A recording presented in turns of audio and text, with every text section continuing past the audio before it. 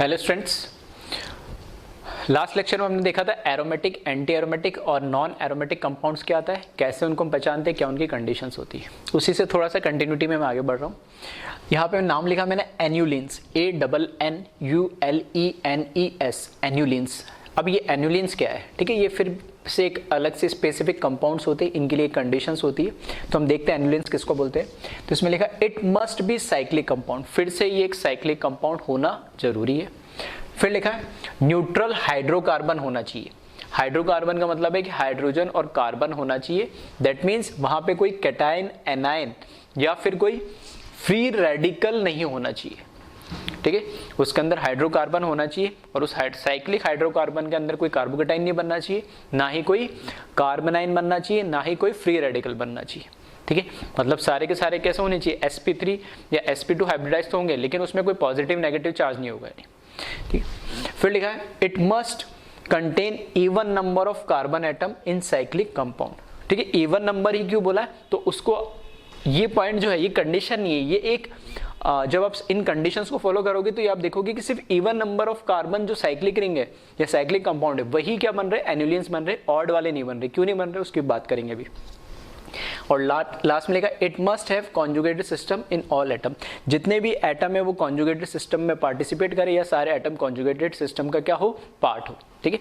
तो इसको video pause करके एक बार कॉपी कर ले, फिर हम कुछ एग्जांपल्स देखते हैं जिससे हमें पता लगेगा कैसे हम एन्यूलिन्स को देखते हैं। नहीं, फर्स्ट मैंने यहाँ पे लिखा है एक साइक्लिक 3 मेंबर रिंग, सबसे छोटी रिंग हो सकती है, वो मैंने यहाँ पर बना दी है।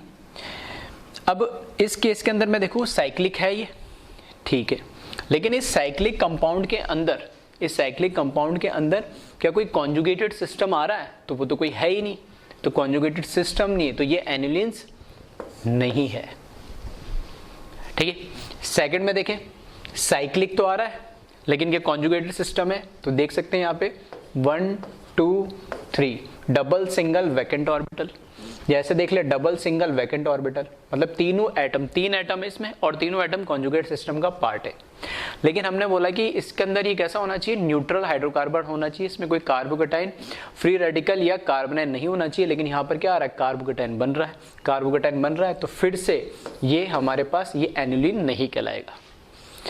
फिर थर्ड में देखें यहाँ पर 1 2 3 4 5 मेंबर साइक्लिक रिंग है जिसके अंदर 1 2 3 4 double single double conjugated system बन रहा है।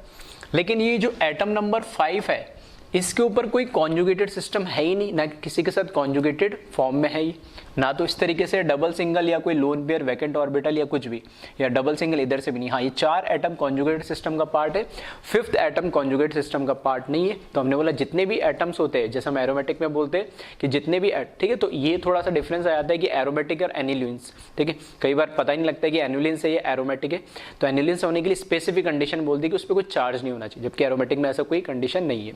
तो यहाँ पर ये साइक्लिक कंपाउंड तो है, लेकिन यहाँ पर ये जो 5th एटम है ये कैसा है, sp3 हाइब्रिडाइज है, ये कोई कॉन्जुगेट सिस्टम का पार्ट नहीं है, तो ये भी एन्यूलिन्स नहीं कहलाएगा।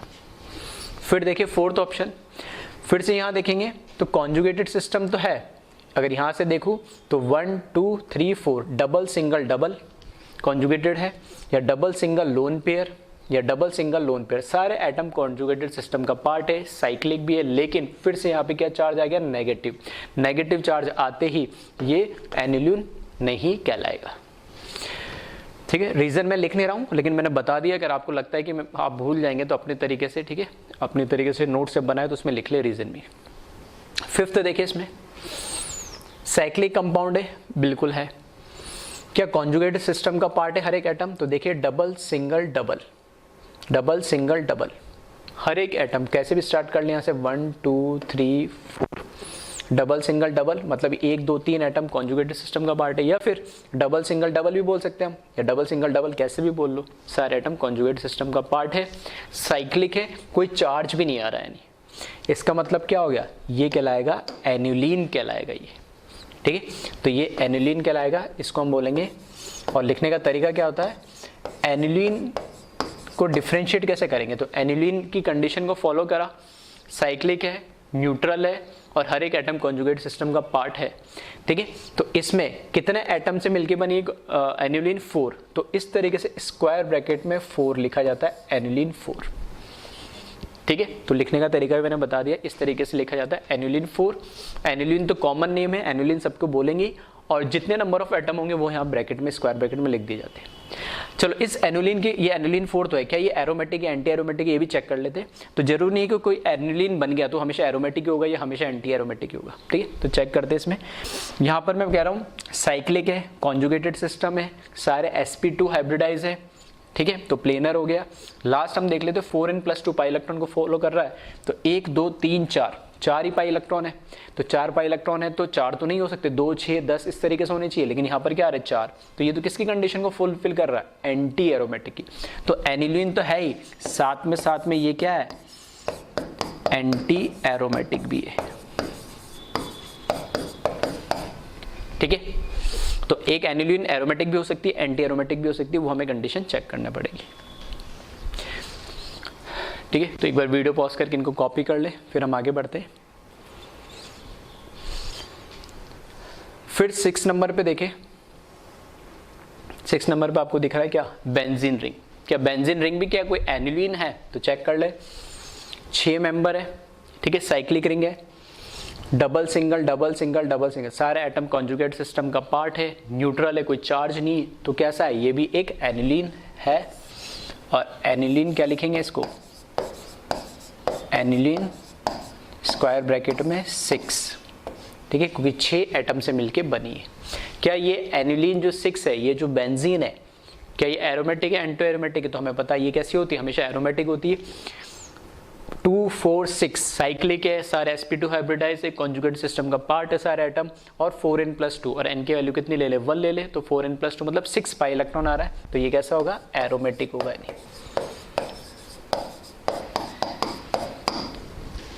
ठीक है। फिर देखिए 7th में काउंट करेंगे तो 1 2 3 4 5 6 7 8 एटम है इसमें।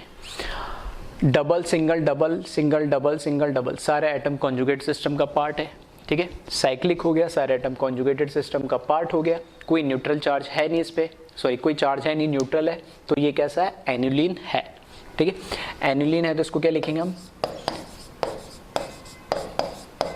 एनिलीन कितने एटम से मिलकर बना, ये 8, तो ये एनिलीन 8 कहलाएगा। अब हमें ये देखना है कि एरोमेटिक है या एंटी एरोमेटिक है क्या है। तो इसमें number of carbon atom count करोगे तो कितने हैं, 1 2 3 4 5 6 7 और 8, तो 8 है, ठीक है।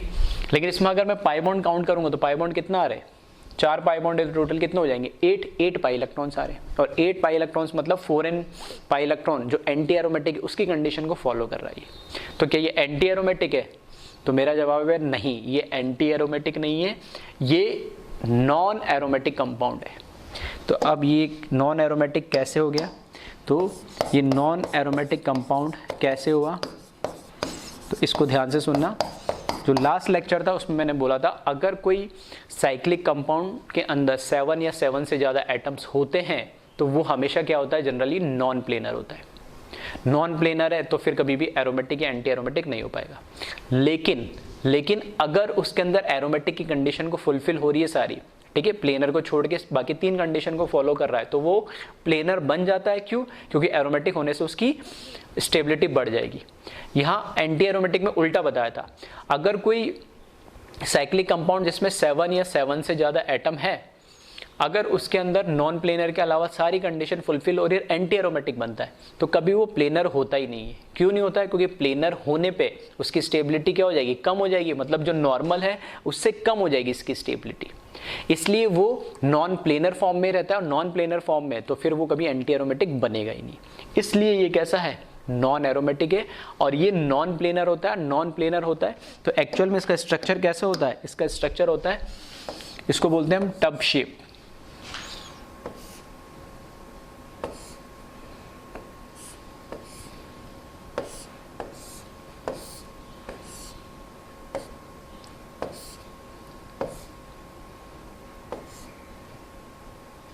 ठीक है, टब शेप स्ट्रक्चर होता है। काउंट कर लेना एटम्स, 1 2 3 4 5 6 7 8 सही है, तो कहीं कुछ मिसिंग है, ठीक है। तो डबल सिंगल डबल, या फिर ऐसे बना सकते हैं डबल सिंगल डबल सिंगल,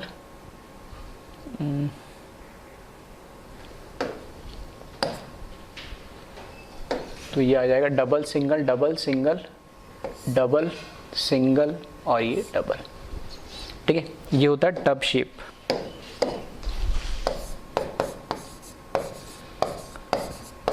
ठीक है, जैसे टब होता है उस शेप का होता है ये। तो 8 मेंबर जो साइक्लिक कंपाउंड है जिसमें कॉन्जुगेटेड सिस्टम है, न्यूट्रल है, तो एनुलिन 8 होता है। एनुलिन 8 कैसा होगा? Non aromatic. नॉन एरोमेटिक क्यों होता है? क्योंकि ये कैसा होता है? नॉन प्लेनर होता है ये, ठीक है। ये कैसा होता है? नॉन प्लेनर कंपाउंड होता है ये। और नॉन प्लेनर क्यों होता है? क्योंकि ये इसमें 7 से ज़्यादा एटम है साइक्लिक कंपाउंड के अंदर, ठीक है। फिर आ जाए लास्ट 8th वाले में। 8th वाले में काउंट करें अगर हम, तो 8th वाले में काउंट करेंगे तो यहाँ पर आएगा 1 2 3 4 5 6 7 8 9 10, ठीक है। 10 एटम्स आ रहे हैं इसमें, यानी 10 एटम्स आ रहे हैं। तो अब इसमें देख ले, double single double single double single double single double single, ठीक है। तो सारे एटम कॉन्जुगेटेड सिस्टम का पार्ट है, न्यूट्रल भी है ये, ठीक है। फिर से बोले सर 7 से ज़्यादा एटम आ रहे हैं इसके अंदर, तो ये कैसा नॉन प्लेनर होगा? तो बिल्कुल नॉन प्लेनर होता ही है। लेकिन क्या एरोमेटिक बन रहा है ये? तो इसमें काउंट करें हम तो कितने? 5 पाई बॉन्ड है, तो 5 पाई बॉन्ड का मतलब कितना हो जाएगा? 10 पाई इलेक्ट्रॉन्स। 10 पाई इलेक्ट्रॉन्स मतलब हकल्स रूल को फॉलो कर रहा है ये, हकल्स रूल को फॉलो कर रहा है। दैट मीन्स कैसा होना चाहिए? एरोमेटिक होना चाहिए। लेकिन फिर से ये नाम तो इसका है एनुलिन, और कितना एटम है? 10, तो इसको बोलते हैं एनुलिन 10। लेकिन फिर से ये कैसा होता है? नॉन एरोमेटिक होता है। अब ये नॉन एरोमेटिक क्यों होता है? जब कंडीशन फुलफिल कर रहा है ये सारी एरोमेटिक की, तो नॉन प्लेनर से प्लेनर क्यों नहीं हो जा रहा है? इसका रीज़न क्या होता है? यहाँ पे इसमें, ठीक है, यहाँ पे इसके अंदर क्या होता है? इधर जो एक हाइड्रोजन एटम लगा हुआ होगा और इधर भी एक हाइड्रोजन एटम लगा हुआ होता है, ठीक है। हर एक कार्बन हमें पता है sp2 हाइब्रिडाइज है, तो हर एक कार्बन एक साइड डबल बॉन्डेड है, एक साइड सिंगल बॉन्डेड है, और रिमेनिंग जो एक बॉन्ड है वो बाय डिफॉल्ट कौन होता है? हाइड्रोजन। तो इस 10 नंबर पे हाइड्रोजन एटम जो लगा है, 5 नंबर पे जो हाइड्रोजन एटम लगा, इन दोनों के बीच में क्या होता है? रिपल्शन होता है, नहीं, ठीक है। रिपल्शन होने की वजह से जो दो रिंग कोशिश कर रही होगी प्लेन में आने की कोशिश कर रही होगी, वो इस तरीके से आउट ऑफ प्लेन हो जाती है एक रिंग, और ये जो कंपाउंड प्लेनर होना चाहिए था एरोमेटिक होने के लिए, वो कैसा हो जाता है? ऐसे नॉन प्लेनर हो जाता है। एक रिंग इस प्लेन में और एक रिंग इस प्लेन में हो जाती है, ताकि हाइड्रोजन का रिपल्शन क्या हो? कम से कम हो, यानी, ठीक है। तो एनुलिन 10 वैसे तो हमारे कॉन्सेप्ट के अकॉर्डिंग तो कैसे होनी चाहिए थी? एरोमेटिक होनी चाहिए थी, लेकिन इन हाइड्रोजन रिपल्शन की वजह से, ठीक है, ये 10 और 5 नंबर पे जो हाइड्रोजन लगे हुए, इन दोनों के रिपल्शन की वजह से यहाँ पर क्या होता है? इन दोनों के रिपल्शन की वजह से यहाँ पर क्या होता है? जो रिंग प्लेनर होने की कोशिश कर रही थी हो नहीं पाती, और कैसे एक रिंग इस प्लेन में घूम जाती है, एक रिंग इस प्लेन में, ताकि वो हाइड्रोजन का रिपल्शन क्या हो सके? मिनिमम हो सके, ठीक है। तो ये सारे एक बार आप कॉपी कर लेना वीडियो पॉज करके, और इसमें ध्यान से देखेंगे तो एक पॉइंट मैंने लिखाया था कि इवन नंबर में ही एनुलिन मिलेगा आपको। क्यों? क्योंकि अगर न्यूट्रल होगी तो इवन नंबर में डबल सिंगल डबल, ठीक है, क्योंकि कैटायन और लोन पेयर और ये अनपेयर्ड इलेक्ट्रॉन तो पॉसिबल ही नहीं है इसमें क्या होना चाहिए? सिर्फ डबल बॉन्ड होना चाहिए, और डबल बॉन्ड होने के लिए सारे एटम कॉन्जुगेटेड सिस्टम का पार्ट हो तो इवन नंबर ही होना चाहिए। अगर ऑड नंबर होगा तो एक एटम sp3 हो जाएगा, जैसे हमने जो 5 मेंबर वाली रिंग देखी थी उसके अंदर। तो जैसे यहाँ पे देखोगे एनुलिन 10 है, ठीक है, एनुलिन 8 है, एनुलिन 6 है, उसके ऊपर यहाँ देखेंगे हम तो एनुलिन क्या आ जाती है? 4 आ जाती है। एनुलिन 2 पॉसिबल ही नहीं है कि 2 मेंबर से हम क्या बना सके? साइक्लिक रिंग बना सके। अगर मैं एनुलिन 5 बनाने की कोशिश कर रहा था तो मैंने या तो मैं चार्ज के फॉर्म में लूँ इधर, तो पॉसिबल नहीं है, और अगर मैं न्यूट्रल लूँ तो एक एटम कैसा हो जाता है? sp3 हाइब्रिडाइज हो जाता है, और वो कॉन्जुगेटेड सिस्टम का पार्ट नहीं हो पाता है।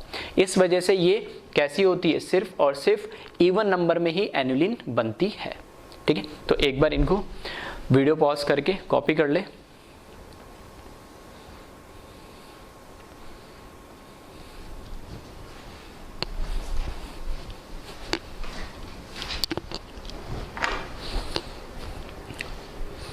अब बात करते हैं हम हाइपर कॉन्जुगेशन की, ठीक है। हाइपर कॉन्जुगेशन का मतलब क्या है? ये भी एक इफेक्ट है, जैसे हम बोलते हैं इंडक्टिव इफेक्ट है, रेजोनेंस या मेसोमेरिक इफेक्ट है, वैसे ही एक हाइपर कॉन्जुगेशन भी एक इफेक्ट है, नहीं, ठीक है। तो इस इफेक्ट में होता है क्या, उसकी बात करते हैं। तो यहाँ मैंने लिखा है हाइपर कॉन्जुगेशन, ब्रैकेट में लिखा प्लस एच इफेक्ट। तो जैसे प्लस आई माइनस आई, प्लस एम माइनस एम या प्लस आर माइनस आर लिखते हैं, वैसे ही प्लस एच और माइनस एच भी होता है। तो पहले हम प्लस एच की बात करने वाले, ठीक है। क्या लिखा है उस पर थोड़ा बाद में आएंगे। ये जो इफेक्ट होता है, ठीक है, पहले बता देता हूँ। तीन प्लस एच इफेक्ट हमें तीन ही कंपाउंड में देखने को मिलेगा, जनरली एल्कीन में, कार्बोकेटाइन में और फ्री रेडिकल में, ठीक है। तो एल्कीन वाला पहले देख लेते हैं, फिर हम बाद में आएंगे हाइपर कॉन्जुगेशन है क्या, ठीक है।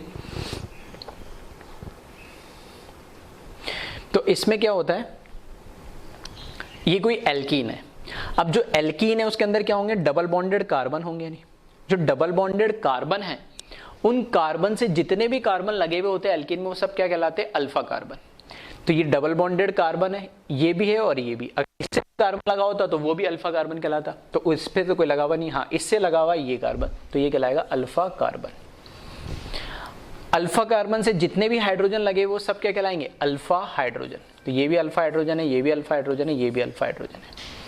इस डबल बॉन्डेड कार्बन से कोई कार्बन नहीं लगा हुआ, तो इधर कोई नहीं है। हाँ, दो डबल बॉन्डेड कार्बन है, दोनों डबल बॉन्डेड कार्बन से जितने कार्बन लगे हुए होंगे वो सभी अल्फा कार्बन कहलाएंगे, और उन अल्फा कार्बन से जितने भी हाइड्रोजन लगे होंगे सब अल्फा हाइड्रोजन कहलाएंगे।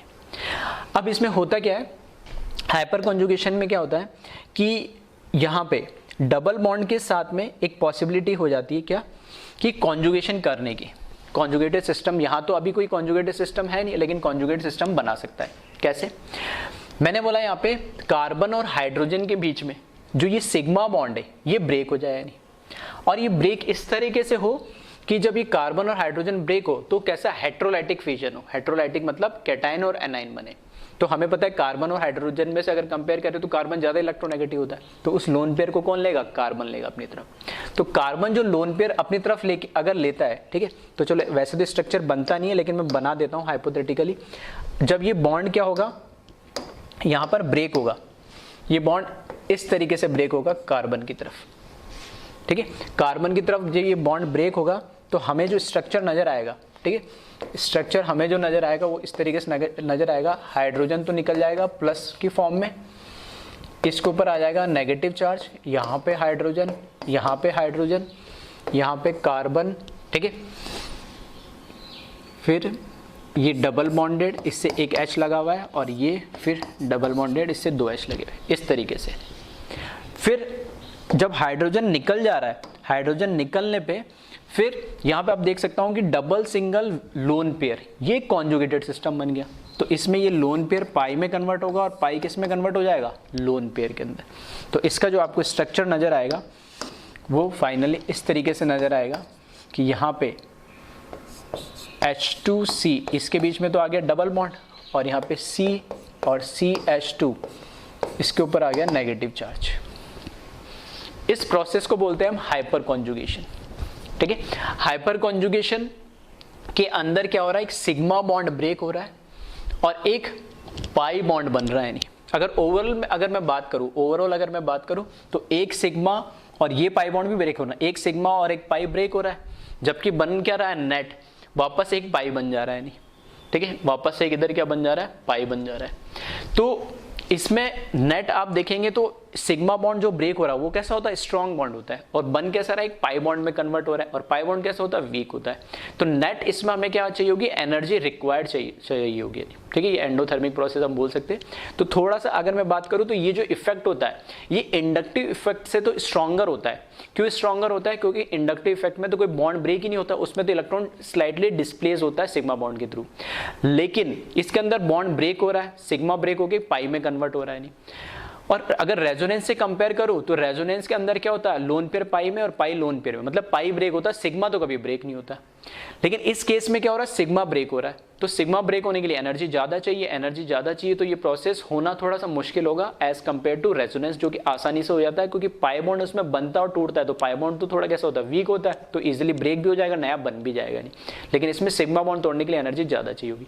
तो अगर मैं ओवरऑल बात करूं तीनों इफेक्ट की कंपेरिजन की, तो सबसे स्ट्रॉन्ग जो इफेक्ट होता है वो होता है रेजोनेंस या मेसोमेरिक इफेक्ट। क्यों, क्योंकि उसमें सिर्फ पाई बॉन्ड ही ब्रेक हो रहा है और बन रहा है, जबकि सबसे बेकार कौन सा होगा? इंडक्टिव इफेक्ट, क्योंकि उसके अंदर कोई बॉन्ड ब्रेक नहीं हो रहा, सिर्फ स्लाइटली शिफ्टिंग हो रही है इलेक्ट्रॉन की। और इन दोनों के बीच में आता है हाइपर कॉन्जुगेशन, जिसके अंदर सिग्मा बॉन्ड ब्रेक होकर पाई बॉन्ड बनता है। तो सबसे स्ट्रॉन्ग हो जाएगा मेसोमेरिक रेजोनेंस इफेक्ट, क्योंकि उसमें पाई टूट रहा है और पाई बन रहा है, जबकि इंडक्टिव के अंदर सिग्मा तोड़ के पाई बन रहा है, तो रेजोनेंस से थोड़ा वीक इफेक्ट होता है। और बट हाइपर कॉन्जुगेशन इंडक्टिव से स्ट्रॉन्गर होता है। क्यों? क्योंकि उसके अंदर क्या हो रहा है, कोई बॉन्ड ब्रेक ही नहीं हो रहा, वहां तो स्लाइटली शिफ्टिंग हो रही है, जबकि सिग्मा तोड़ के पाई में बन तो रही है। ठीक है, रेजोनेटिंग स्ट्रक्चर बनते तो है इसमें। तो जैसे रेजोनेंस में रेजोनेटिंग स्ट्रक्चर बनते हैं, वैसे ही हाइपर कॉन्जुगेशन में जो स्ट्रक्चर बनते हैं उनको हम बोलते हैं हाइपर कॉन्जुगेटिंग स्ट्रक्चर्स। अब ये तो मैंने समझने के लिए आपको बताया, लेकिन जनरली इस तरीके से बनाया नहीं जाता है इसको। ठीक है, किस तरीके से बनाया जाता है उसकी मैं आपको वो बता देता हूँ। ठीक है, उसको देख लेते। ये तो सिर्फ समझाने के लिए मैंने आपको बताया था कि इस तरीके से इसमें स्ट्रक्चर बनता है, लेकिन एक्चुअल में यहाँ पे इसके फिनोमेना की मैकेनिज्म की अगर हम बात करें तो इसमें इसका रिप्रेजेंटेशन किस तरीके से होता है वो हम देखते हैं। अब हमें पता है कि अल्फा कार्बन के पास अगर अल्फा हाइड्रोजन है, जरूरी नहीं सिर्फ अल्फा कार्बन होना जरूरी नहीं, अल्फा कार्बन तो कोई भी हो सकता है, लेकिन उसके पास अल्फा हाइड्रोजन होना जरूरी, क्योंकि इसमें सिर्फ और सिर्फ CH बॉन्ड ही ब्रेक होता है। ऐसा नहीं कोई सा भी बॉन्ड ब्रेक कर दोगे, CH बॉन्ड ही ब्रेक होता है, कार्बन हाइड्रोजन के बीच में बॉन्ड ब्रेक होता है। तो ये कार्बन हाइड्रोजन का बॉन्ड जब ब्रेक होगा तो ये सिग्मा से डायरेक्ट इसमें कन्वर्ट हो जाएगा पाई के अंदर। ठीक है, और ये जो पाई है ये किस में कन्वर्ट हो जाएगा? लोन पेयर के अंदर। तो इस तरीके से इसका मूवमेंट दिखाते हैं। और जैसे रेजोनेटिंग स्ट्रक्चर में डबल हेडेड एरो दिखाते हैं, वैसे ही इसमें हाइपर कॉन्जुगेटिंग स्ट्रक्चर में भी डबल हेडेड एरो दिखाया जाता है। ठीक है, और ये जो स्ट्रक्चर बनेगा तो यहाँ से H+ तो यहाँ से निकल जाएगा, और यहाँ पर एक हाइड्रोजन पहले लगा हुआ था, ये भी लगा हुआ था, और ये बन जाएगा डबल बॉन्ड में कन्वर्ट हो जाएगा, और ये CH सिंगल बॉन्ड CH2, और यहाँ पे लोन। ठीक है, यहाँ पे लोन पेयर आ जाएगा। तो इस तरीके से डायरेक्ट दिखाया जाता है हाइपर कॉन्जुगेशन। ये इसका हाइपर कॉन्जुगेटिंग स्ट्रक्चर कहलाता है। ठीक है, इसको बोला जाता है हाइपर कॉन्जुगेटिंग स्ट्रक्चर। अब जैसे हम रेजोनेंस में बात करते कि कितने रेजोनेटिंग स्ट्रक्चर बनते, वैसे ही हम इसमें भी बात करते कि हाइपर कॉन्जुगेटिंग स्ट्रक्चर कितने बनेंगे। तो ये हो क्या रहा है, अल्टीमेटली कार्बन हाइड्रोजन का बॉन्ड ब्रेक हो रहा है और वो पाई में कन्वर्ट हो रहा है। तो जरूरी कि यही हाइड्रोजन हमेशा ब्रेक हो? ऐसे दो हाइड्रोजन भी तो है, तो दो पॉसिबिलिटी और है। तो एक हाइड्रोजन जब इससे आएगा बॉन्ड कन्वर्ट होगा सिग्मा पाई में, तो एक हाइपर कॉन्जुगेटिंग स्ट्रक्चर। जब दूसरे से आएगा ये बॉन्ड ब्रेक होकर इसमें आ जाए तो वो दूसरा हाइपर कॉन्जुगेटिंग स्ट्रक्चर, तीसरा से आ जाए तो ये तीसरा हाइपर कॉन्जुगेटिंग स्ट्रक्चर। तो अल्टीमेटली क्या मैं ऐसे बोल सकता हूं, जितने नंबर ऑफ अल्फा हाइड्रोजन है उतने ही number of hyperconjugating structures बनेंगे। ठीक है, क्या मैंने बोला कि कितने जैसे रेजोनेटिंग स्ट्रक्चर बनते हैं वैसे ही हाइपर कॉन्जुगेटिंग स्ट्रक्चर बनेंगे, और कितने HS, जैसे हम उसको RS बोलते हैं वैसे मैं शॉर्ट में इसको HS बोल रहा हूँ, कितने HS कितने हाइपर कॉन्जुगेटिंग स्ट्रक्चर बनेंगे, जितने नंबर ऑफ अल्फा हाइड्रोजन होंगे। क्योंकि अल्टीमेटली क्या अल्फा हाइड्रोजन जो लगा हुआ वही तो बॉन्ड ब्रेक होना है कार्बन हाइड्रोजन का, तो वो बॉन्ड जितने अल्फा हाइड्रोजन होंगे उतने बॉन्ड की ब्रेक होने की पॉसिबिलिटी, उतने HS बनेंगे। ठीक है, तो यहाँ पर अगर मैं बोलूँ तो कितने रेजोनेटिंग हाइपर कॉन्जुगेटिंग स्ट्रक्चर बनेंगे? 3। क्लियर है? अब ये तो हुआ एल्कीन के अंदर। ठीक है, हम ऐसे अभी कार्बोकैटायन फ्री रेडिकल में बात करेंगे, लेकिन कुछ पॉइंट्स है जो मैं इससे समझाना चाह रहा हूँ। इस फिनोमेना को बोलते हैं हम सिग्मा पाई रेजोनेंस भी बोलते हैं। सिग्मा पाई रेजोनेंस क्यों बोलते हैं? क्योंकि इसमें सिग्मा बॉन्ड ब्रेक होकर पाई में कन्वर्ट हो रहा है, इसलिए इसको कई बार सिग्मा पाई रेजोनेंस भी बोला जाता है कई बुक्स में। नहीं, इसको कई बार नो बॉन्ड रेजोनेंस भी बोलते हैं। नो बॉन्ड रेजोनेंस क्यों? क्योंकि जब इसका हाइपर कॉन्जुगेटिंग स्ट्रक्चर बनता है तो यहाँ पे बॉन्ड ही ब्रेक हो गया, कार्बन और हाइड्रोजन के बीच में तो कोई बॉन्ड ही नहीं है, H+ अलग ही हो गया है, जबकि रेजोनेंस में ऐसा नहीं होता है, तो इसको नो बॉन्ड रेजोनेंस भी बोलते हैं।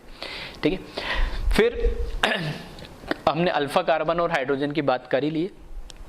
उसके अलावा ठीक है और कुछ भी पॉइंट है इसमें वो हम, ठीक है, हाइपर कॉन्जुगेशन क्या होता है मैंने बता ही दिया। अब हम आते हैं कि वहाँ पर हाइपर कॉन्जुगेशन में हमने क्या क्या पॉइंट्स लिखे थे, उनको हम 1 बाय 1 देखते। तो सबसे पहला पॉइंट लिखा, it is also known as sigma pi resonance, जो अभी मैंने आपको बताया है, और नो बॉन्ड रेजोनेंस और बेकर नेथन इफेक्ट। ठीक है, तो ये बेकर नेथन ने मिलकर इस इफेक्ट को इजाद किया था, इसलिए उनके नाम से इसको बेकर नेथन इफेक्ट भी बोला जाता है। और सिग्मा पाई क्यों बोला जाता है वो मैंने बता दिया, और नो बॉन्ड रेजोनेंस क्यों बोला जाता है वो मैंने बता दिया। फिर नेक्स्ट पॉइंट लिखा, it is delocalisation of sigma electron pair of CH bond with conjugated system. तो सिग्मा इलेक्ट्रॉन पेयर जो है कार्बन हाइड्रोजन के बीच में वो डीलोकलाइज्ड होता है एक किसी भी कॉन्जुगेटेड सिस्टम के साथ। फिर लिखा है it is permanent effect and distance independent. फिर से ये एक परमानेंट इफेक्ट है, ठीक है। और ये डिस्टेंस इंडिपेंडेंट क्यों है? क्योंकि अल्फा कार्बन होगा तभी हो पाएगा। अब अल्फा कार्बन से मैं बोलता हूँ बहुत दूर कहीं चला जाए तो कोई फर्क पड़ेगा क्या? कोई फर्क नहीं पड़ेगा, क्योंकि वहाँ पे हाइपर कॉन्जुगेशन होगा ही नहीं। हाइपर कॉन्जुगेशन होगा तो हम डिस्टेंस की बात करेंगे ही नहीं, ठीक है। ऐसा तो नहीं है कि जैसे इंडक्टिव में है कि 2 एटम के बाद भी कुछ तो विड्रॉ करेगा ही करेगा, 3 के बाद भी कम करेगा, लेकिन कुछ तो करेगा या डोनेट करेगा। लेकिन यहाँ ऐसा है ही नहीं कि भाई 1 के बाद कर पाएगा, 2 के बाद। ये अल्फा कार्बन चाहिए, उसके अगर है तो करेगा, नहीं है तो नहीं करेगा। तो डिस्टेंस का कोई लेना देना ही नहीं कि डिस्टेंस कम ज़्यादा होने से हाइपर कॉन्जुगेशन इफेक्ट भी कम ज़्यादा हो, ये मतलब है। अब कुछ लोग बोलते हैं कि सर अल्फा कार्बन से अगला वाला कार्बन है तो उस पर तो कोई इफेक्ट आ ही नहीं रहा है, तो डिस्टेंस डिपेंडेंट हो गया। डिस्टेंस डिपेंडेंट का मतलब है कि हाइपर कॉन्जुगेशन जो इफेक्ट है उसमें भी वेरिएशन होना चाहिए। अगर डिस्टेंस बढ़ने से हाइपर कॉन्जुगेशन इफेक्ट कम हो रहा था तो एक अलग बात होती है, या बढ़ रहा होता तो एक अलग बात होती। तो वहां पे तो हाइपर कॉन्जुगेशन हो ही नहीं रहा है, तो फिर डिस्टेंस डिपेंडेंट कैसे हुआ, ठीक है। फिर देखिए नेक्स्ट पॉइंट,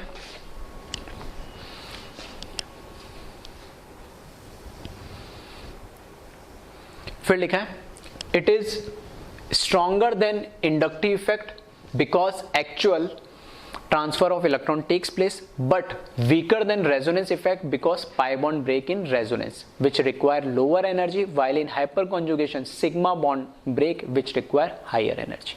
ठीक है, तो ये मैं आपको समझा चुका हूँ कि ये इंडक्टिव इफेक्ट से तो स्ट्रॉन्गर होगा, लेकिन ये रेजोनेंस इफेक्ट से वीकर होगा, क्योंकि रेजोनेंस में तो सिर्फ पाई बॉन्ड ब्रेक होता है या बनता है, यहाँ पे सिग्मा ब्रेक होता है नहीं, ठीक है। और पाई में कन्वर्ट होता है तो स्ट्रॉन्ग बॉन्ड टूट के वीक बॉन्ड बन रहा है तो एनर्जी कम रिलीज होती है। फिर लिखा है H effect observe only in alkene, carbocation and free radical, जो मैं आपको पहले बता चुका हूँ। सिर्फ 3 ही मैं बोल सकता हूँ कि कंपाउंड में मिलता है, एल्कीन में, कार्बोकेटाइन में या फ्री रेडिकल में। कार्ब एनाइन में नहीं मिलता है, क्यों नहीं मिलता उसको भी चलो मैं समझा दूंगा अभी। और लास्ट में लिखा है कि H effect increases electron density in conjugated system, या इसको बेटर हम इस तरीके से लिख सकते हैं, एच की जगह यहाँ पर अगर मैं ऐसा लिख दूँ प्लस एच इफेक्ट, ठीक है, या इधर भी लिख दूँ plus H effect. Plus H effect क्योंकि दोनों होते हैं, प्लस एच भी होता है माइनस एच भी होता है, दोनों में डिफरेंस क्या अभी देखेंगे। प्लस एच एल्कीन, कार्बोकेटाइन और फ्री रेडिकल में मिलेगा, और प्लस एच इलेक्ट्रॉन डेंसिटी हमेशा बढ़ाता है। नहीं प्लस आ गया तो फिर से मतलब क्या, इलेक्ट्रॉन डेंसिटी को बढ़ा रहा है, ठीक है। तो एक बार इसको कॉपी कर ले। और एक पॉइंट ये कौन सा रह गया कि H effect increases electron density in conjugated system है। हाँ, जो मैंने बोला था कि कार्ब एनाइन में नहीं नजर आता है, एल्कीन, कार्बोकेटाइन और फ्री रेडिकल में तो नजर आता है, लेकिन कार्ब एनाइन में नजर नहीं आता है, ठीक है। तो वो हम देख लेते हैं। तो सबसे पहले आप क्या करें, ये हाइपर कॉन्जुगेशन, ठीक है, हाइपर कॉन्जुगेशन से रिलेटेड जो पॉइंट है वो लिख ले, क्या है प्लस एच इफेक्ट। इसके बाद में वो एग्जाम्पल लिखना, ठीक है। तो वीडियो पॉज करके इसको कॉपी कर ले, ठीक है। फिर लास्ट ये 2 पॉइंट है वो भी वीडियो पॉज करके आप कॉपी कर लेना। और हाइपर कॉन्जुगेशन के बारे में इतना लिखने के बाद, ठीक है, अब इसमें आगे लिखना आप ये plus H effect in alkene. तो मैंने पहले एल्कीन को एक्सप्लेन करा एच इफेक्ट कैसे उसमें होता है, ठीक है। कार्ब एनाइन पे भी आएंगे, ठीक है। पहले मैंने एल्कीन के लिए देख लिया, इसको कॉपी कर ला वीडियो पॉज करके एक बार,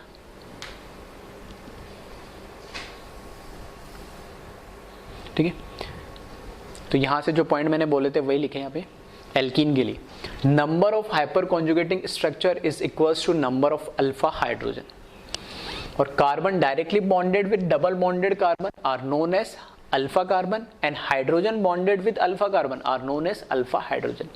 तो अल्फा कार्बन क्या होगा, जो डबल बॉन्डेड कार्बन से डायरेक्टली अटैच है वो अल्फा कार्बन कहलाएगा, और उस कार्बन से जो हाइड्रोजन अटैच्ड होंगे वो अल्फा हाइड्रोजन कहलाएंगे। और जितने नंबर ऑफ अल्फा हाइड्रोजन होंगे उतने ही क्या होंगे, हाइपर कॉन्जुगेटिंग स्ट्रक्चर, उतने ही एचएस होंगे। यानी अब बात करते हैं एल्कीन की स्टेबिलिटी की। एल्कीन की स्टेबिलिटी कैसे चेक करेंगे कि स्टेबिलिटी ऑफ एल्कीन हमें चेक करना है, तो हम देखेंगे जैसे हम बोलते हैं जितने ज़्यादा रेजोनेटिंग स्ट्रक्चर होंगे उतना ही कंपाउंड क्या होगा, स्टेबल होगा, चार्ज उतना ही क्या होगा, डिलोकलाइज्ड होगा। सेम कहानी इसमें कि जितने ज़्यादा हाइपर कॉन्जुगेटिंग स्ट्रक्चर होंगे उतने ही क्या होगी, एल्कीन की स्टेबिलिटी होगी। या मैं ऐसे बोल सकता हूँ number of hyperconjugating structure किसके बराबर होंगे, नंबर ऑफ अल्फा हाइड्रोजन के। तो बार बार स्ट्रक्चर तो बना के देखना नहीं, हमें तो सिर्फ क्या काउंट करना है, उस एल्कीन के अंदर कितने अल्फा हाइड्रोजन है। जिस एल्कीन में जितने ज़्यादा अल्फा हाइड्रोजन होंगे उतने ज़्यादा क्या करेंगे, हाइपर कॉन्जुगेटिंग स्ट्रक्चर बनाएंगे, उतना ही ज़्यादा वो क्या होगा, स्टेबलाइज्ड हो जाएगा। ठीक है, तो इसको भी एक बार वीडियो पॉज करके कॉपी कर ले।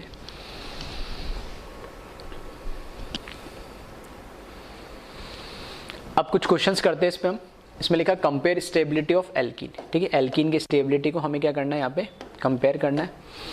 तो यहाँ देखें, ये डबल बॉन्डेड कार्बन है। इस मैंने बोला डबल बॉन्डेड कार्बन से जितने भी कार्बन लगे वो सब क्या कहलाएंगे, अल्फा कार्बन। तो यहाँ पे ये भी अल्फा कार्बन है, ये भी अल्फा कार्बन है, ये भी अल्फा कार्बन है और ये भी अल्फा कार्बन है। अब इन अल्फा कार्बन पे इस डबल बॉन्डेड से ये दो लगे हुए, इस डबल बॉन्डेड से ये दो लगे। अब इन अल्फा कार्बन पे कितने हाइड्रोजन होंगे, तो हमें पता by default bond line structure में यहाँ पे कुछ नहीं दे रखा, तो 1 4 बॉन्ड तो होंगे ही, 2 और कितने 3, कितने हाइड्रोजन होंगे 3। तो यहाँ पे 3 हाइड्रोजन, ऐसे 3 इधर होंगे, 3 इधर होंगे और 3 इधर होंगे। ठीक है, तो टोटल कितने हो जाएंगे, टोटल यहाँ पर 12 अल्फा हाइड्रोजन हो जाएंगे, 12 अल्फा हाइड्रोजन हो जाएंगे। 3 3 6 3 9 और 3 12। ठीक है, तो 12 अल्फा हाइड्रोजन है। इसमें अगर हम काउंट करें तो यहाँ पे अल्फा कार्बन कौन सा होगा, एक ये होगा, एक ये अल्फा कार्बन, एक ये अल्फा कार्बन, और तीनों कैसे हैं, सिंगल बॉन्डेड है, मतलब sp3 है। तो रिमेनिंग जो 3 बॉन्ड होंगे वो किससे, हाइड्रोजन से होंगे। तो यहाँ पर देखें हम, तो यहाँ पर कितने हो जाएंगे, 9 अल्फा हाइड्रोजन। हर एक पे 3 है तो 3 पे कितने हो जाएंगे, 9। फिर इसमें बात करें यहाँ पे, तो यहाँ पे एक ये अल्फा कार्बन है और एक ये डबल बॉन्डेड कार्बन से ये कार्बन अटैच्ड है, इस डबल बॉन्डेड कार्बन से ये कार्बन अटैच्ड है। तो जो डबल बॉन्डेड कार्बन से डायरेक्टली कार्बन अटैच्ड होता है वो अल्फा कार्बन कहलाता है। और वो कैसा है, ठीक है, वो कैसा तो ठीक है, इंपॉर्टेंट बात वो शायद स्किप हो गई है, जो ये डबल बॉन्डेड कार्बन से अटैच्ड है, तो क्या कोई भी कार्बन होना चाहिए, नहीं। ठीक है, कहीं भी लिख लेना नोट बना के कि ये जो अल्फा कार्बन है ये sp3 हाइब्रिडाइज ही होनी चाहिए। हरी बात समझ में, ये अल्फा कार्बन का हाइब्रिडाइजेशन sp3 होना चाहिए, sp2 नहीं होना चाहिए कि इसको पास में कोई डबल बॉन्डेड से अटैच्ड है। ठीक है, अल्फा कार्बन भी कैसा होना चाहिए, sp3 हाइब्रिडाइज होना चाहिए। फिर 3 और 3 कितने हो गए, यहाँ पे 6 अल्फा हाइड्रोजन। इसी तरीके से इसमें हम काउंट करेंगे तो ये अल्फा कार्बन, ये अल्फा कार्बन। ठीक है, चलो इसमें सेम हो जाएंगे, इसको हटा देता हूँ मैं, इन्हीं को कंपेयर कर लेते हैं। ठीक है, फिर उसके आगे स्टेबिलिटी में थोड़ा डिफरेंस आ जाएगा तो हम बाद में देखेंगे। ठीक है, तो यहाँ पे 12 है, यहाँ 9 है और यहाँ पे 6। तो स्टेबिलिटी कंपेयर करेंगे तो मैंने बोला कि स्टेबिलिटी ऑफ एल्कीन की अगर हम बात करें तो एल्कीन के अंदर जितने ज़्यादा हाइपर कॉन्जुगेटिंग स्ट्रक्चर होंगे उतनी ज़्यादा एल्कीन क्या होती है, स्टेबल होती है। और एल्कीन में हाइपर कॉन्जुगेटिंग स्ट्रक्चर कैसे हमें पता लगेंगे, जितने उसमें नंबर ऑफ अल्फा हाइड्रोजन होंगे उतने उसमें हाइपर कॉन्जुगेटिंग स्ट्रक्चर होंगे। तो हम सिंपली क्या करेंगे, सिर्फ अल्फा हाइड्रोजन काउंट कर लेंगे। तो यहाँ पर कितना आ रहा है, 12। ठीक है, यहाँ पर कितना आ रहा है, 12। तो ये सबसे ज़्यादा स्टेबल, फिर यहाँ पे 9 उससे कम और 6 सबसे कम स्टेबल आ जाएगी।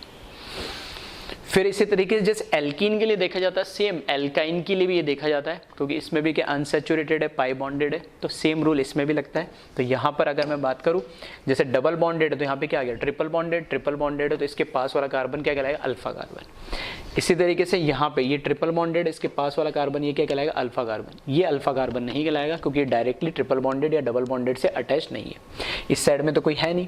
अगर मैं यहाँ पे काउंट करूँ, ठीक है, काउंट करूँ तो यहाँ पर कितना होंगे, 3 अल्फा हाइड्रोजन होंगे, यहाँ पर होंगे 3 अल्फा हाइड्रोजन, और यहाँ पे देखें तो इस कार्बन से कितने हाइड्रोजन अटैच है, 2। तो ये कितने होंगे, 2 अल्फा हाइड्रोजन। तो जितने नंबर ऑफ अल्फा हाइड्रोजन उतनी ज़्यादा स्टेबिलिटी। ठीक है, फिर कॉपी कर ले एक बार इसको, वीडियो पॉज करके।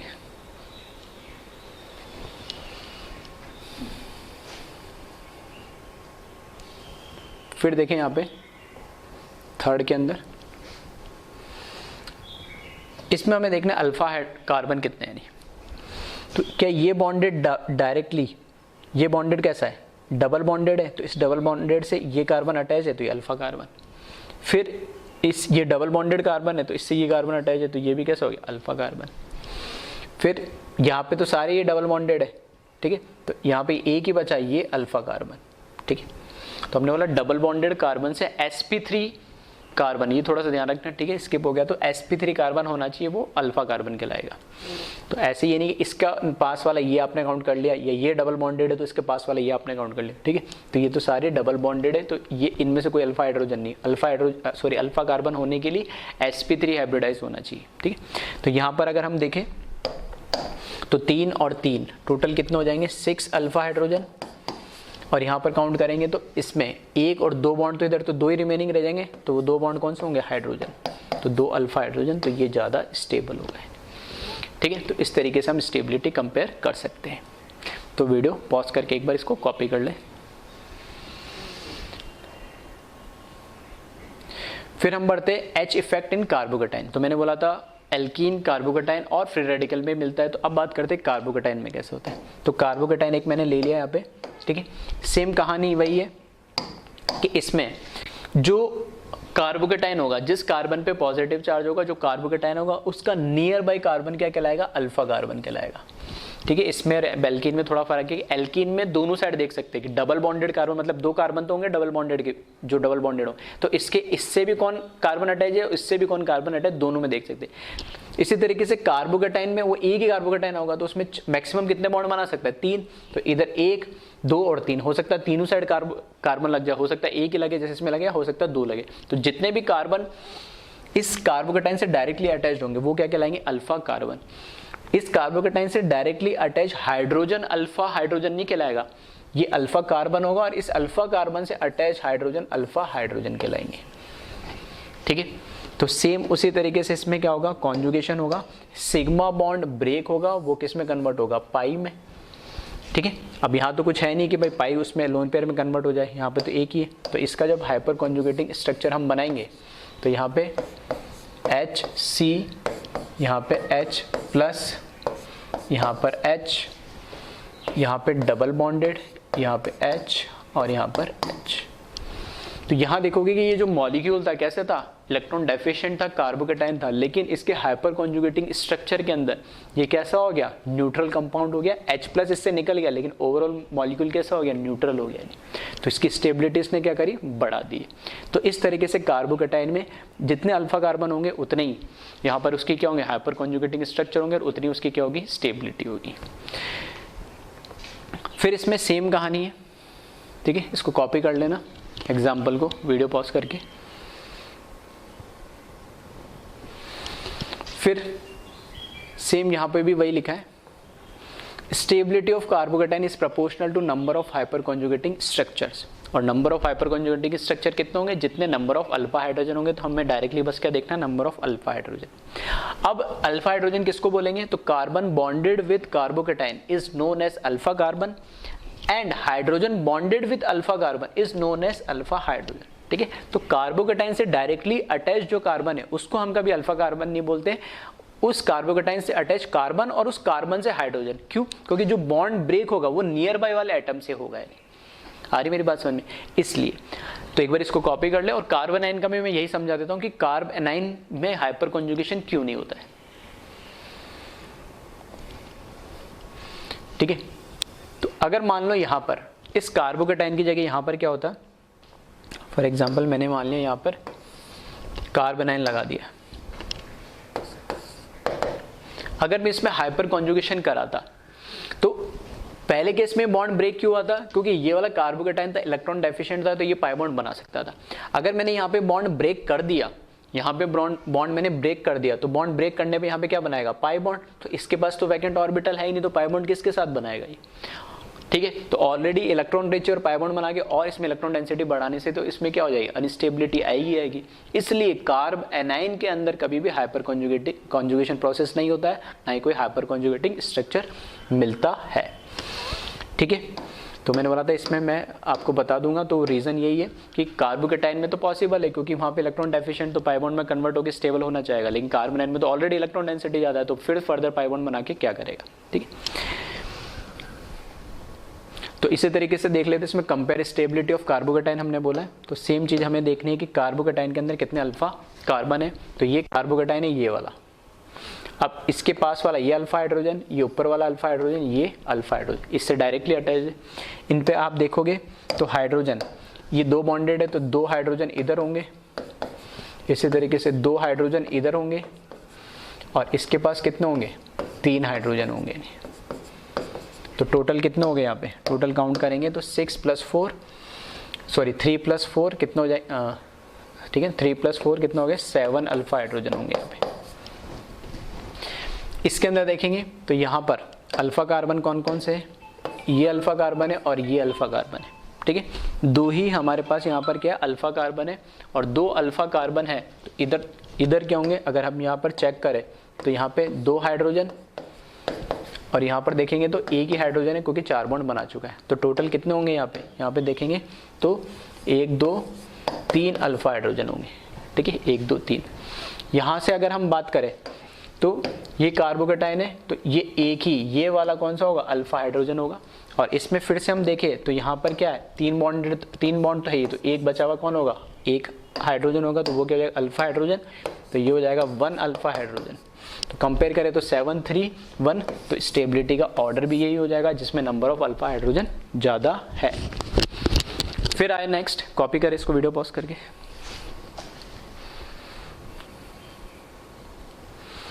फिर H effect in free radical, ठीक है। फ्री रेडिकल के अंदर हम बात करें H इफेक्ट, तो यहाँ पर किस तरीके से होता है, तो इसमें भी ये देखिए तो ये जो फ्री रेडिकल है इसका पास वाला जो कार्बन है वो क्या कहलाता है अल्फा कार्बन कहलाएगा, और उस पे लगे हुए हाइड्रोजन सभी क्या कहलाएंगे अल्फा हाइड्रोजन कहलाएंगे, सेम जैसे कार्बोकेटाइन में देखा जाता है। अब इस केस में क्या है तो ये भी कैसे, ये फ्री रेडिकल इसका ऑक्टेट तो कंप्लीट नहीं है, ऑक्टेट कंप्लीट नहीं है, तो इस केस में क्या होगा, ये ऑक्टेट कंप्लीट करने के लिए बॉन्ड तो बना सकता है, लेकिन क्या पूरा का पूरा सिग्मा पाई में कन्वर्ट होगा, तो पूरा तो नहीं होगा, नहीं इसको तो एक ही इलेक्ट्रॉन चाहिए, कोई दूसरा आ जाए इसके साथ शेयर करने। तो इधर जो क्लेवेज होता है वो हेट्रोलाइटिक नहीं होता, वो कैसा होता है होमोलाइटिक क्लेवेज होता है, होमोलाइटिक फिजन होता है, होमोलाइटिक ब्रेकिंग होती है किसके अंदर फ्री रेडिकल में। तो इधर जो 2 इलेक्ट्रॉन है इस बॉन्ड के अंदर, उसमें से एक इलेक्ट्रॉन तो इधर आ जाता है और एक इलेक्ट्रॉन हाइड्रोजन लेके चला जाता है, ठीक है। हाफ एरो बनाए, दैट मीन्स वो क्या बता रहा है एक ही इलेक्ट्रॉन आएगा। तो यहाँ पर जब इसका देखोगे हाइपर कॉन्जुगेटिंग स्ट्रक्चर, तो HC ये इलेक्ट्रॉन इधर एक अपना लेकर आएगा और ये इसका एक इलेक्ट्रॉन, दोनों मिला के क्या बना लेंगे एक सिग्मा बॉन्ड, तो पहले से था ही इसका अनपेयर्ड इलेक्ट्रॉन और एक इस कार्बन का खुद का इलेक्ट्रॉन, दोनों मिला के क्या पाई बॉन्ड बना लेंगे। ये हाइड्रोजन एज इट इज, ये कार्बन H और ये कार्बन H, और यहाँ पे कार्बोकेटाइन की जगह हमें क्या मिलेगा फ्री रेडिकल मिलेगा हाइड्रोजन का, ठीक है। तो ये इसका हाइपर कॉन्जुगेटिंग स्ट्रक्चर है किसका फ्री रेडिकल का। फिर से इसका HS आप देखोगे तो एल्कीन बना है, कोई इलेक्ट्रॉन डेफिशिएंट नहीं, सबका ऑक्टेट कंप्लीट है, तो ये हाईली स्टेबल होगा। फिर से वही लिखा है carbon directly bonded with free radical are known as alpha carbon and hydrogen bonded with alpha carbon are known as alpha hydrogen. इस फ्री रेडिकल से बॉन्डेड जो कार्बन है वो अल्फा कार्बन कहलाएगा और उससे जो बॉन्डेड है वो कहलाएगा अल्फा हाइड्रोजन, ठीक है। तो इसको एक बार कॉपी कर ले, वीडियो पॉज करके कॉपी कर लेना इसको, और फिर से इसमें यहाँ पे नीचे लिखा है कि स्टेबिलिटी ऑफ फ्री रेडिकल तीनों के अंदर सेम है, जितने ज़्यादा हाइपर कॉन्जुगेटिंग स्ट्रक्चर बनेंगे, ठीक है, जितने ज़्यादा हाइपर कॉन्जुगेटिंग स्ट्रक्चर बनेंगे उतनी ही क्या होगी, एल्कीन हो या कार्बोकेटाइन हो या फ्री रेडिकल हो, उतनी उनकी क्या स्टेबिलिटी होगी। और कैसे चेक करेंगे, जितने नंबर ऑफ अल्फा हाइड्रोजन होंगे, ठीक है। तो इसको भी कॉपी कर ले।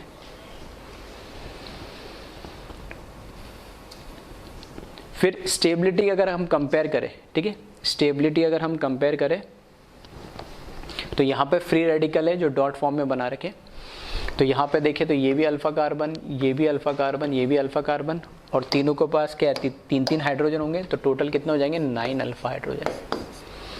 यहाँ पर 2 ही अल्फा कार्बन है हमारे पास, ये अल्फा कार्बन, ये अल्फा कार्बन, ठीक है। तो इनके पास अगर कंपेयर करें तो इसके पास भी 3 होंगे, इसके पास भी 3, तो टोटल कितने 6 अल्फा हाइड्रोजन। यहाँ पर कंपेयर करें तो सिर्फ एक ही मेरे पास अल्फा कार्बन है, और ये अल्फा कार्बन पे भी देखोगे तो कितने 2 ही हाइड्रोजन है, एक तो बॉन्ड कार्बन से उसने बना लिया, तो यहाँ पर कितने 2 अल्फा हाइड्रोजन। स्टेबिलिटी कंपेयर करोगे तो ये स्टेबिलिटी का ऑर्डर आएगा, जो इतने ज़्यादा अल्फा हाइड्रोजन उतनी स्टेबिलिटी। नीचे वाला एग्जांपल देखें, इसमें यहाँ पे अल्फा कार्बन की बात करें तो इस फ्री रेडिकल से ये कार्बन बॉन्डेड है, ये कार्बन बॉन्डेड और ये नीचे वाला कार्बन भी बॉन्डेड, तो ये अल्फा कार्बन होगा। इन पे हाइड्रोजन काउंट कर ले, इस पे कितने होंगे 2, इस पे भी 2 और 3 बॉन्डेड है तो बचा कितना 1, तो 2 2 और 1 टोटल कितने 5 अल्फा हाइड्रोजन होंगे हमें। इसी तरीके से इसमें अगर हम देखें, इसमें देखें तो ये अल्फा इससे डायरेक्टली बॉन्डेड है, डायरेक्टली बॉन्डेड और तो कोई है नहीं।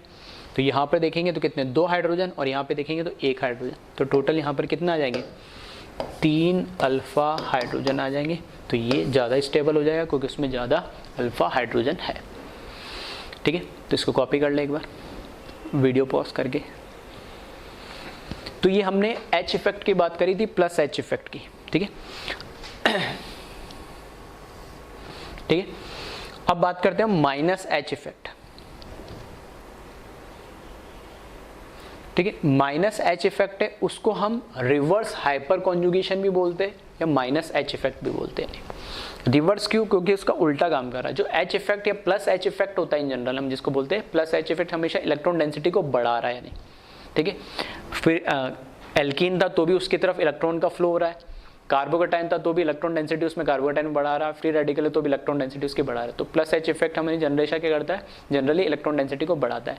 जबकि रिवर्स हाइपर कॉन्जुगेशन का मतलब है उसका रिवर्स काम करता है, वो इलेक्ट्रॉन डेंसिटी को कम करता है, इसलिए हम उसको रिवर्स हाइपर कॉन्जुगेशन बोलते हैं और माइनस H इफेक्ट बोलते हैं। ठीक है, पॉइंट्स पहले बाद में समझेंगे क्या होता है उसको देख लेते हैं। इस केस में क्या होता है यहाँ पे कि कोई भी कॉन्जुगेटेड सिस्टम से अगर CCl3, ठीक है, CCl3 या CCl बॉन्ड अगर आपको मिल जाए किसी भी, जैसे यहाँ पे देखो डबल सिंगल और ये कार्बन क्लोरीन बॉन्ड है, तो ये कार्बन क्लोरीन बॉन्ड ब्रेक होता है। कैसे ब्रेक होगा? क्योंकि कार्बन और क्लोरीन में से मोर इलेक्ट्रोनेगेटिव कौन है?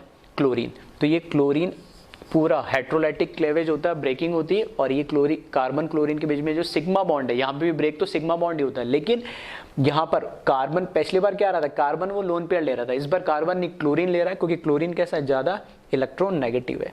क्लोरीन ज़्यादा इलेक्ट्रॉन नेगेटिव है, तो अगर इसका मैं रेजोनेटिंग हाइपर कॉन्जुगेटिंग स्ट्रक्चर बनाऊंगा, ठीक है, तो इस तरीके से आपको नजर आएगा।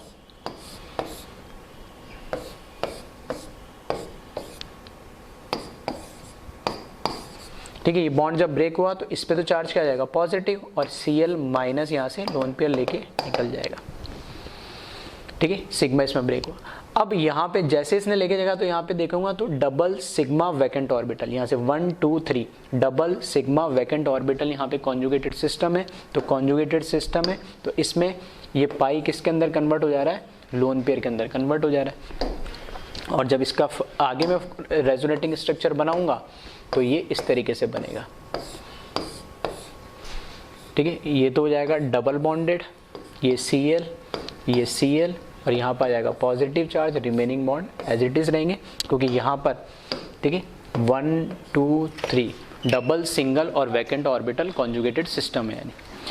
तो इस केस में आप देखोगे तो इस कॉन्जुगेटेड सिस्टम में, यहाँ पे मेरे लिए कॉन्जुगेटेड सिस्टम कौन था, बेंजीन रिंग। तो इस कॉन्जुगेटेड सिस्टम के अंदर इलेक्ट्रॉन की क्या होगी, कमी होगी। इलेक्ट्रॉन इस रिंग के अंदर पॉजिटिव चार्ज आ गया, लेकिन इसका मतलब क्या, इलेक्ट्रॉन विड्रॉ हो गया इसमें।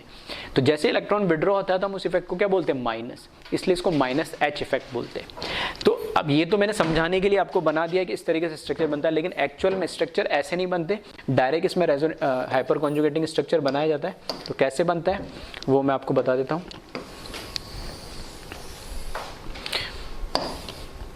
ठीक है, यहाँ पर क्या होगा, जब इसको हम देखेंगे तो इसके अंदर ये बॉन्ड जो ब्रेक हो रहा है, ठीक है, क्लोरीन क्लोरीन, ये जो बॉन्ड ब्रेक हो रहा है क्लोरीन, उसी टाइम सेम टाइम ये पाई बॉन्ड का शिफ्ट हो जाएगा इधर। जैसे हम वहाँ बोलते हैं कार्बन हाइड्रोजन जैसे बॉन्ड ब्रेक होता है वो सिग्मा किस में, पाई में कन्वर्ट करता है। उसी तरीके से जब ये कार्बन क्लोरीन का सिग्मा बॉन्ड ब्रेक होगा तो ये पाई किस में कन्वर्ट हो जाएगा, ये यहाँ पे शिफ्ट हो जाएगा और उस पर कार्बोकेटाइन आ जाएगा। तो यहाँ पे तो मुझे नजर आएगा, सॉरी यहाँ पे तो नजर आएगा मुझे क्या, डबल बॉन्ड, और यहाँ पे नजर आ जाएगा पॉजिटिव चार्ज, और साथ में यहाँ पे Cl माइनस क्या कर जाएगा, लीव कर जाएगा। तो इस तरीके से इसको बोलते हैं माइनस एच इफेक्ट। माइनस क्यों बोला? क्योंकि इसने कॉन्जुगेटेड सिस्टम में इलेक्ट्रॉन डेंसिटी को क्या कर दिया? कम कर दिया। ठीक है, अब पहले इसको हम देख लेते हैं पॉइंट, फिर इसको कॉपी करना। यहाँ पे लिखा मैंने रिवर्स हाइपर कॉन्जुगेशन मतलब माइनस एच इफेक्ट। तो मैंने बोला it decreases electron density in conjugated system, जो अभी हमने देख ही लिया है। फिर लिखा है only CCl3 show minus H effect. ठीक है, कार्बन से 3 क्लोरीन जो लगे हुए वही माइनस एच इफेक्ट शो करते हैं। कार्बन हाइड्रोजन 2 क्लोरीन या कार्बन हाइड्रोजन 2 या 1 क्लोरीन या कार्बन हाइड्रोजन क्लोरीन या कोई दूसरा एटम है नहीं, तीनों एटम कार्बन के साथ क्लोरीन ही लगे हुए होने चाहिए, वही ये इफेक्ट शो करता है ओनली एंड ओनली। जैसे हमने बोला कि प्लस एच इफेक्ट कौन शो करता है? Carbon hydrogen. ठीक है, उसके अलावा और कोई नहीं। उसी तरीके से माइनस एच इफेक्ट कौन शो करता है? Carbon chlorine. फिर यहाँ लिखा है कि क्लोरीन का एक हैलोजन है, तो हैलोजन तो हमारे पास दूसरे भी है, फ्लोरीन भी है, ब्रोमीन भी है, आयोडीन है, तो क्या वो क्यों नहीं शो करते? तो उसका रीजन लिखा है CF3 does not show minus H effect because bond energy of CF bond is very high so it does not break. तो कार्बन, यहाँ पे बॉन्ड कौन सा ब्रेक हो रहा है? कार्बन और क्लोरीन ब्रेक हो रहा है। तो कार्बन क्लोरीन ब्रेक हो रहा है, तो यहाँ पे कार्बन फ्लोरीन भी तो हो सकता था। तो कार्बन फ्लोरीन की जो बॉन्ड एनर्जी बहुत हाई होती है। क्यों होती है? क्योंकि कार्बन और फ्लोरीन के अंदर इलेक्ट्रोनेगेटिव डिफरेंस काफी हाई होता है। इलेक्ट्रोनेगेटिव डिफरेंस काफी हाई होने की वजह से उनके बीच में, ठीक है, आयोनिक कैरेक्टर बहुत ज्यादा आ जाता है। आयोनिक कैरेक्टर आते ही उसके अंदर क्या होता है? बॉन्ड बहुत स्ट्रांग हो जाता है। तो अगर ये काम करवाना तो बहुत ज्यादा एनर्जी देने पड़ेगी। तो इतनी एनर्जी देने के लिए उनको ब्रेक करो, उतने में तो मेरा क्या हो जाएगा? कंपाउंड डिस्टेबलाइज हो जाएगा। तो CF3 इसलिए पार्टिसिपेट नहीं करता। फिर ठीक है, एक बार वीडियो पॉज करके इतने पॉइंट कॉपी कर लेना। और लास्ट पॉइंट लिखा है कि CBr3 ब्रोमीन और आयोडीन क्यों नहीं कर सकते ये, तो वो भी इसका एक्सप्लेनेशन दे रखा है। ठीक है, तो अब देखना नीचे लास्ट जो पॉइंट लिखा है वो यही है, CBr3 and CI3 does not show minus H effect because electronegativity difference between carbon bromine and carbon iodine is very low, therefore bond fission is not feasible। अब यहाँ कहानी उल्टी हो गई कि कार्बन और ब्रोमीन के बीच में जो बॉन्ड एनर्जी है, या मैं ऐसा बोलता हूँ कार्बन और ब्रोमीन या कार्बन और आयोडीन जो है उनके बीच में EN डिफरेंस बहुत कम है। EN डिफरेंस बहुत कम है, तो यहाँ पर पॉसिबिलिटी जो हेट्रोलाइटिक फ्यूजन मतलब लोन पेयर, सिग्मा बॉन्ड को लोन पेयर के फॉर्म में लेके निकल जाने की जो पॉसिबिलिटी बहुत कम हो जाती है। यहाँ पे पॉसिबिलिटी क्या है कि जब इलेक्ट्रोनेगेटिविटी डिफरेंस कम है तो कोशिश रहेगी होमोलाइटिक फ्यूजन हो, यानी तो होमोलाइटिक फ्यूजन तो नहीं चाहिए, हमें चाहिए हेट्रोलाइटिक फ्यूजन। तो इलेक्ट्रोनेगेटिविटी डिफरेंस कम है तो होमोलाइटिक फ्यूजन होगा, और होमोलाइटिक फ्यूजन होगा तो फिर यहाँ पर हमें माइनस एच इफेक्ट देखने को नहीं मिलेगा। ठीक है, तो ये रीजन है कि सिर्फ और सिर्फ CCl3 ही ये इफेक्ट क्या करता है? रिवर्स हाइपर कॉन्जुगेशन या माइनस एच इफेक्ट शो करता है। ठीक है, तो एक बार इसको कॉपी कर ले वीडियो पॉज करके, और इसको कॉपी करने के बाद फिर वो एक आगे एग्जांपल जो मैंने दिखा है बेंजीन रिंग के साथ, उसको कॉपी कर लेना। ठीक है, अब इसको आप कॉपी कर ले, ये इसका एक हाइपर कॉन्जुगेटिंग स्ट्रक्चर है। सेम कहानी है, जितने क्लोरीन होंगे इस कार्बन से लगे हुए या जितने CCl3 होंगे, मैं बोलता हूँ उतने क्या बनेंगे? 3 हाइपर कॉन्जुगेटिंग स्ट्रक्चर इसके बन जाएंगे। फिर आए इस पे क्वेश्चंस कैसे आते हैं, तो इस पे क्वेश्चंस हम यहाँ पे देख सकते हैं कि कंपेयर करना electron density in benzene ring. Electron density benzene ring में किसमें ज़्यादा है कम, वो हमें बताना है। तो ये बेंजीन रिंग के अंदर ये डबल सिंगल कॉन्जुगेटेड सिस्टम है, उससे कार्बन अटैच्ड है और उस कार्बन से CCl3 अटैच्ड है। अब हमने बोला कॉन्जुगेटेड सिस्टम से कार्बन होना चाहिए और उससे डायरेक्ट क्लोरीन होना चाहिए, उस कार्बन से लगा हुआ फिर कार्बन क्लोरीन नहीं होना चाहिए। तो यहां पर कोई H इफेक्ट नजर ही नहीं आएगा। ठीक है, जैसे मैंने बोला अल्फा कार्बन होता है, वैसे भी यहाँ पे अल्फा कार्बन और उस कार्बन से क्या होना चाहिए? अल्फा क्लोरीन होना चाहिए। तो ये डबल बॉन्डेड सिस्टम से ये अल्फा कार्बन है, इससे क्लोरीन अटैच्ड होना चाहिए, तो यहाँ पे कोई क्लोरीन है ही नहीं, तो यहाँ पे कोई H इफेक्ट होगा ही नहीं। ठीक है, तो यहाँ पर अगर मैं बात करूँ तो सिर्फ और सिर्फ मुझे क्या नजर आएगा? कार्बन के बीच में 3 CCl3 है, तो ये तीनों, क्योंकि Cl लगने से कार्बन की इलेक्ट्रोनेगेटिविटी बढ़ जाएगी, तो सिर्फ और सिर्फ क्या कौन से इफेक्ट शो करेंगे? ये माइनस I इफेक्ट शो करेंगे। यानी तो इलेक्ट्रॉन डेंसिटी कम तो करेंगे, लेकिन किसके थ्रू? माइनस I इफेक्ट के थ्रू। इसमें देखें तो यहाँ पे ये डबल बॉन्डेड कार्बन होगा, उससे कार्बन लगा है जो कि अल्फा कार्बन है, और उससे फिर Cl अटैच्ड है। Cl अटैच्ड है तो फिर ये क्या? माइनस H शो करेगा। अब यहाँ पे 3 CCl3 डायरेक्ट लगे हुए डबल बॉन्डेड कार्बन से, मतलब डायरेक्ट कार्बन से लगे हुए 3 अल्फा कार्बन और 3 CCl3, तीनों तरीके से, यहाँ से भी -H, यहाँ से -H, यहाँ से -H, यहाँ पे -I, तो हमने बोला कि H इफेक्ट डोमिनेट करता है किसको, I इफेक्ट को। तो ज़्यादा इलेक्ट्रॉन डेंसिटी किस में कम होगी, जहाँ पे H इफेक्ट हो रहा है। तो इलेक्ट्रॉन डेंसिटी को अगर कंपेयर करना है तो इलेक्ट्रॉन डेंसिटी बेंजीन रिंग में इसमें ज़्यादा होगी और इसमें कम होगी, क्योंकि कम तो दोनों में ही हो रही है, लेकिन ज़्यादा कौन कम कर रहा है, वो H इफेक्ट कम कर रहा है। ठीक है, तो इसको कॉपी कर ले एक बार।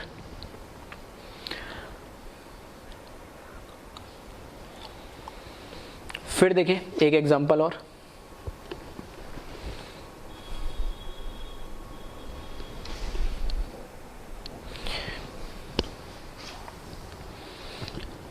अब की बार यहाँ पे NO2 लगा दिया बेंजीन में, एक बार CCl3 लगा दिया, एक बार CS3 लगा दिया, एक बार OCS3 लगा दिया। ठीक है, तो एक बार चाहो तो वीडियो पॉज करके सोच सकते हो आप कि किस में इलेक्ट्रॉन डेंसिटी कम होगी, ज़्यादा होगी। जो भी इफेक्ट हमने पढ़ रहे सबका एक छोटा सा कंक्लूजन है। पहले तो जो ग्रुप लगे उनमें देख लो वो क्या इफेक्ट देंगे। तो NO2, ठीक है, NO2 को मैं ऐसे भी लिख सकता हूँ, ठीक है, NO2 को कैसे, डबल बॉन्डेड ऑक्सीजन और एक कोऑर्डिनेट बॉन्ड, ऐसे भी लिख सकते हैं NO2 को। तो आपको स्ट्रक्चर पता होना चाहिए। तो अगर मैं बोलूँ NO2 कौन सा इफेक्ट शो करेगा, तो NO2 मुझे पता है कि ये क्या है, नाइट्रोजन से पीछे डबल बॉन्डेड ऑक्सीजन है, और ऑक्सीजन कैसा है, मोर इलेक्ट्रोनेगेटिव है। तो ये कैसा -R या -M इफेक्ट शो करेगा। ठीक है, तो ये कैसा, यहाँ पे मैंने लिख दिया -R इफेक्ट शो करेगा। ये इलेक्ट्रॉन विड्रॉइंग है रेजोनेंस के थ्रू, इसमें से इलेक्ट्रॉन डेंसिटी कम करेगा। अभी देखा डबल बॉन्डेड कार्बन और फिर CCl3, ये कौन सा इफेक्ट शो करेगा, -H इफेक्ट शो करेगा। CH3 डबल बॉन्डेड कार्बन, मतलब एल्कीन होगी और एल्कीन से लगा अल्फा कार्बन और उसके पास 3 अल्फा हाइड्रोजन है, तो ये क्या कौन सा इफेक्ट शो करेगा, +H। कार्बन CH3 ही क्या शो करता है, यहाँ पे सिर्फ H इफेक्ट शो करता है, जबकि CCl3 ही सिर्फ यहाँ पे क्या शो करता है, -H। ठीक है, तो स्पेसिफिक है हाइपर कॉन्जुगेशन में, ध्यान रखें। और यहाँ पर आप देखें तो double bonded sigma lone pair, तो ये कौन सा हो गया, +R इलेक्ट्रॉन डेंसिटी, ये तो क्या करेगा, बढ़ाएगा, ये डोनेट करेगा, क्योंकि इसके पास क्या आ गया, यहाँ पे लोन पेयर आ गया। तो +R या +M के लिए हमने कंडीशन पढ़ी थी कि उसके पास क्या होना चाहिए, लोन पेयर ऑफ इलेक्ट्रॉन होना चाहिए। तो यहाँ पे लोन पेयर ऑफ इलेक्ट्रॉन है। विड्रॉ के लिए या तो खुद के पास वैकेंट ऑर्बिटल होना चाहिए जो कॉन्जुगेटेड सिस्टम से लगा, अगर खुद के पास नहीं है तो उससे पीछे डबल बॉन्डेड या triple bonded more electronegative atom होना चाहिए, जो कि है। तो हमने बोला कि सबसे स्ट्रॉन्ग इफेक्ट कौन सा होता है, R इफेक्ट या M इफेक्ट। तो सबसे R ये भी कम कर रहा माइनस, ये भी कम कर रहा माइनस, ये भी बढ़ा रहा और ये भी बढ़ा रहा है, लेकिन कम में स्ट्रॉन्ग इफेक्ट कौन सा होता है, R। तो ज्यादा कम कौन करेगा, ये। फिर ये तो दोनों बढ़ा रहे, तो ऑब्वियस ही बात है ये तो अच्छा उल्टा एरो लगा दिया मैंने, ठीक है। इलेक्ट्रॉन डेंसिटी बताना, तो ये तो इसमें तो होगा सबसे कम क्योंकि R इफेक्ट है। फिर इसमें होगा H से कम होगा, लेकिन इसके कंपैरिजन में कम होगी इलेक्ट्रॉन डेंसिटी। फिर इसमें इलेक्ट्रॉन डेंसिटी बढ़ेगी H और R में से, लेकिन R में ज़्यादा बढ़ेगी क्योंकि ये रेजोनेंस इफेक्ट कैसा होता है, स्ट्रॉन्गर इफेक्ट होता है, तो इससे ज़्यादा ये होगा। ठीक है, तो इस तरीके काफ़ी क्वेश्चन आपको और कहीं भी मॉड्यूल में, शीट में या DPP में मिल जाएंगे। ठीक है, तो इस तरीके से आप इन क्वेश्चन को देख सकते हो। ठीक है, तो एक बार वीडियो को पॉज करके इसको कॉपी कर लेना। Thank you.